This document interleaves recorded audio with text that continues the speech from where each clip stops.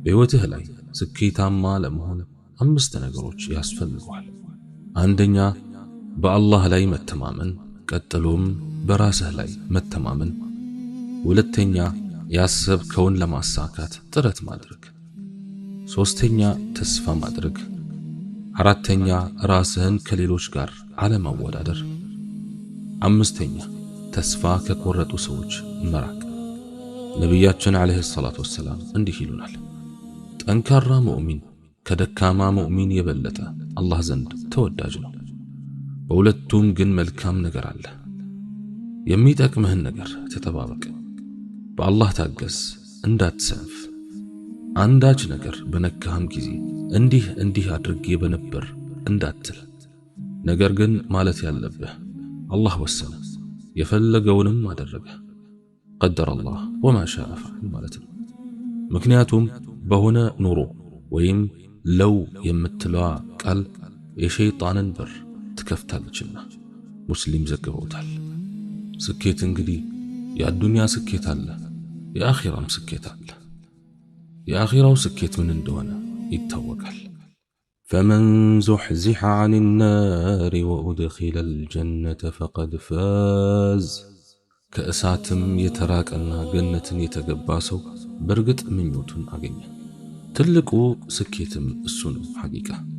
ግን መለስ ብለን ስለ አዱንያ ስኬቶች ስናወራ የሰው ልጅ ምኞት የተለያየ እንደመሆኑ ሰው ልጅ የሚያስባቸውን የሚፈልጋቸውን ነገሮች ከሰው የተለያየ እንደመሆኑ ለአንዳንዱ ስኬት ማለት ያለመውን ገንዘብ ማግኘት አድርጎ ሊያስብ ይችላል። ለአንዳንዱ ቤተሰብን መመስረት እንደ ትልቅ ስኬት ሊያዩም ይችላል። ለአንዳንዱም ትምህርቱን በዶክተሬትም ይሁን በማስተርስም ደረጃ መጨረሱ እንደ ስኬት ሊያዩ ይችላል። ይህም ሆነ ያ ስኬትን ለመጎናጸፍ አስፍቶ ማሰብን ይጠይቃል፣ ማቀድን ይጠይቃል፣ ራስን ማሸነፍ ነፍስያን ማሸነፍን ይጠይቃል። ከሁሉም በላይ ደግሞ ሰብር ወይም ትዕግስትን ይጠይቃል። የሰው ልጅ ጥረት ይጠበቅበታል።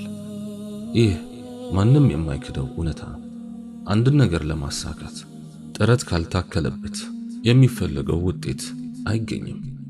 ጥረት ቢያደርግም ነገር ግን ትዕግስት ካጣ የሆነ ሰዓት ላይ ተስፋ ቆርጦ ማቆሙ አይቀርም።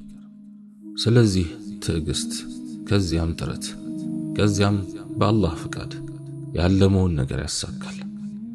ራስን ለመለወጥ ከሚያስፈልጉ መስፈርቶች በራስህ ስህተት ላይ መዝመት፣ የራስን ጉድፍ ባህሪ ማጥራት ወይም ማጽዳት፣ ራስን በነቢዩ አለይሂ ሰላቱ ወሰላምና በእነዚያ ታላላቅ ሱሐቦችና አላህን ፈሪ በሆኑ ሰዎች ተምሳሌነት ማድረግ፣ የሰውን ስህተት ከመከታተል፣ የሰዎችን ገበና ከማጋለጥ፣ በሰዎች ድክመት ከመሳለቅ፣ ሰዎችን ከመሳደብ፣ ሰዎችን በሽሙጥ እየጎተሉና እያብጠለጠሉ ጊዜን በሐሜት ከመፍጨት ከመሳሰሉ አጉል ባህሪያት ራስን ማጽዳት፣ ዘወትር እኔ ማን ነኝ የሚለውን ጥያቄ ራስዎን በመጠየቅ የራስዎን ድክመት በራስዎ ጥረት ለመለወጥ መሞከር፣ አንድን ነገር ከመፈጸም በፊት ጥቅሙ ያመዝናል ወይንስ ጉዳቱ ብሎ ማሰላሰል፣ ከዚያ በበለጠ ደግሞ አላህን ያስቆጣል ወይንስ አያስቆጣም ብሎ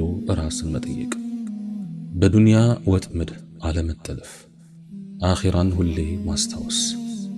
የሙስሊም ስብዕና አሎት? ሙስሊም ለመባልና አካላዊና መንፈሳዊ ውህደት ለማድረግ የሚችሉበት ጤናማ ስብዕና አሎት? ልቦ፣ አይኖ፣ ምላሶ፣ እግሮ፣ መላ አካሉ ሰልሟል? ራስዎን ይገምግሙ። ራስን ለመለወጥ ከሚረዱ ዋነኛ ነጥቦች ደግሞ የተውበት በር ክፍት ነውና ተውበት ማድረግ።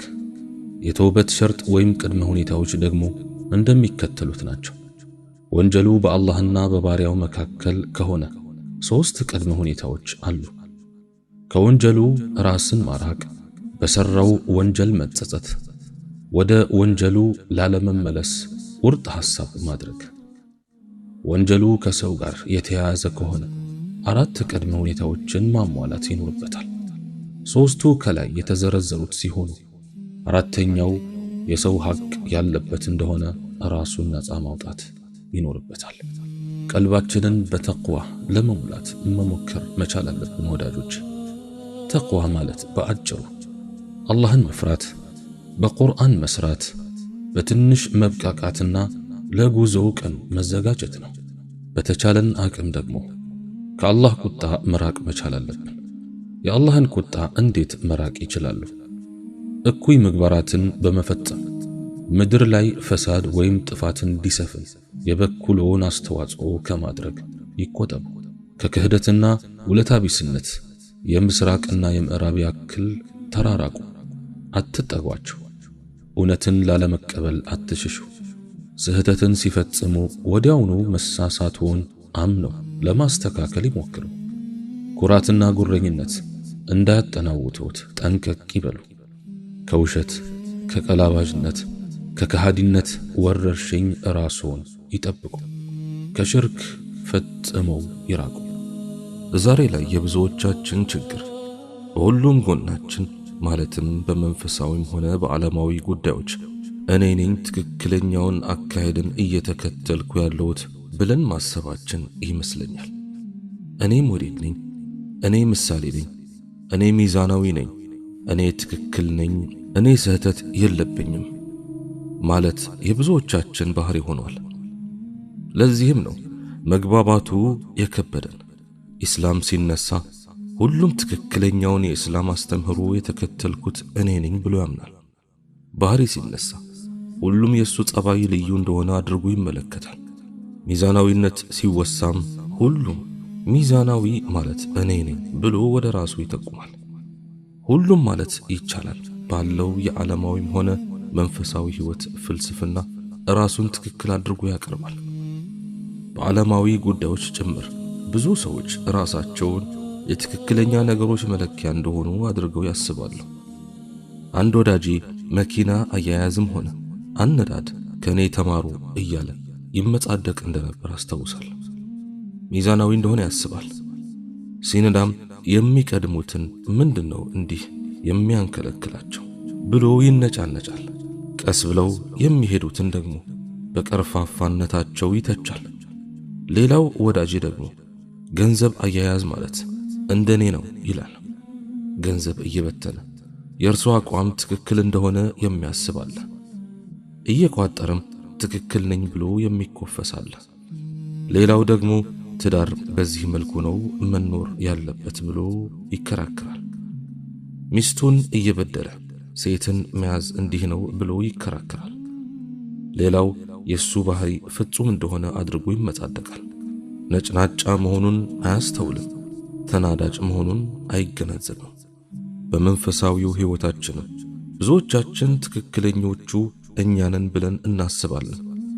አንዳንዱ የሌሎችን ዒባዳ ጥያቄ ውስጥ ይከታል። ከሱ በዒባዳ የበለጡትን ሲያይ ሞኝነትና ዝም ብሎ ድካም እንደሆነ አድርጎ ያስባል። ከኔ ያንሳል ብሎ ያሰባቸውን ደግሞ ጀነት ከነርሱ ሩቅ እንደሆነ አድርጎ ያያል። ሌላው ደግሞ ለዒባዳዎች ግድ የሌለው አለ። ዋናው ቀልብ ነው በማለት በቀልቡ ንጽህና ይኩራራል። ራሱን ከሌሎች የተለየ ፍጹም አድርጎ ያቀርባል። ሲፈልግም የሻውን ኃጢአት ይሰራል። በዚህም የተነሳ ለአምልኮ ተግባራት ትኩረት መስጠትን ሐላልና ሐራምን ችላ ብሎታል። ስንመጸውት፣ ስንስቅ፣ ስንጫወት፣ ስናወራ ብዙዎቻችን የኛ አካሄድ ትክክል ነው ብለን እናስባለን። ራሳችንን ልኬትና መመዘኛ እናደርጋለን። ሰዎችም በዚሁ መስመር ቢጓዙ እንመኛለን። በዚሁ መርህ እንዲኖሩ እንፈልጋለን፣ እንመክራለንም ይመስለናል። ትልቁ ችግራችን ምን መሰላችሁ? ዒባዳዎችን ቆርጠን የአምልኮ ተግባራትን ግማሹን ይዘን ግማሹን ጥለን ስነ ምግባራትን አንሻፈንና አጣመን ተረተን ያለንበት ነገር ሁሉ ልክና ፍጹም ይመስለናል። ቶሎ ቶሎ የመቆጣት ባህሪያችን ቆም ተብሎ ቢገመገም ትክክል እንዳልሆነ እየታወቀ ትክክል ይመስለናል። ቸልተኝነታችን ስንፍና እንደሆነ ግልጽ ቢሆንም ለኛ ግን ጉብዝና ሆኖ ይገዝፍብናል። የጀማዓ ሶላት ብናረፍድ፣ የሶላት ሱና ባንሰግድ፣ የሱና ጾሞችን ባንጾም እውነታውን ሳናውቅ ብንከራከር ትክክል የሆንን ይመስለናል። በትክክል ቢመዘኑ ስህተት እንደሆኑ ሊታወቁ የሚችሉ ሽሽቶቻችን፣ ድፍረቶቻችን፣ ፍርሃቶቻችን፣ ንግግሮቻችን፣ ዝምታዎቻችን ሁሉ ትክክል ይመስሉናል። ትክክል መምሰል ብቻ አይደለም፣ ትክክል የሚሰሩትን ሰዎች ስናጣጥል ይታያል። አንዳንዱ ምን ይላል? ሰዎች የኛ አይነት ካልሆኑ ከመንገድ የወጡ ናቸው። ትክክል ናቸው የምንላቸው በኑሮውም ሆነ ከሰዎች ጋር ባላቸው መስተጋብር የኛን አይነት አካሄድ የመረጡ እንደሆነ ነው ይላሉ። ቀጥለውም የኛ አይነት ፈገግታና የኛ አይነት ቁጣ ማሳየት አለባቸው። በእኛ እይታ ምጽዋታችን፣ ሶላታችን፣ ዚክራችን ደረጃውን የጠበቀና ሚዛናዊ ነው ይላሉ። በጊዜ ወደ መስጂድ የሚሄድ ሱና ጨማምሮ የሚሰግድና የሚጾም ሰው ትክክል ላይ መስለን ሁሉ ይችላል። ዛሬ ላይ ትክክል የመሰሉን ነገሮች በኋላ ላይ የመጡ ናቸው። ብዙዎቹ ደግሞ በስንፍናችንና በድክመታችን ምክንያት መንገድ አድርገን የያዝናቸው ነገሮች ናቸው። በዚህ ሩጫና ግርግር በበዛበት ዓለም ቆም ብሎ ራስን መመልከትና ከራስ ጋር እውነተኛ መሆንን የመሰለ ነገር የለም። ከሚሮጡት ጋር ዝም ብሎ የመሮጥ የረጅም ጊዜ ልምዳችንን ገታ ማድረግ፣ በየጊዜው ራሳችንን መፈተሽ ይኖርብናል። እንደ ማንኛውም ነገር ሁሉ የሰው ልጅ ሐሳቡና አመለካከቱ በየጊዜው ክለሳና እድሳት ያስፈልገዋል ብዬ አስባለሁ። ለዘመናት የኖርንበት ሞጭጭ ያልንበት ጸባያችን በእርግጥም ጥሩ ስለመሆኑ እንደገና መገምገም አለበት።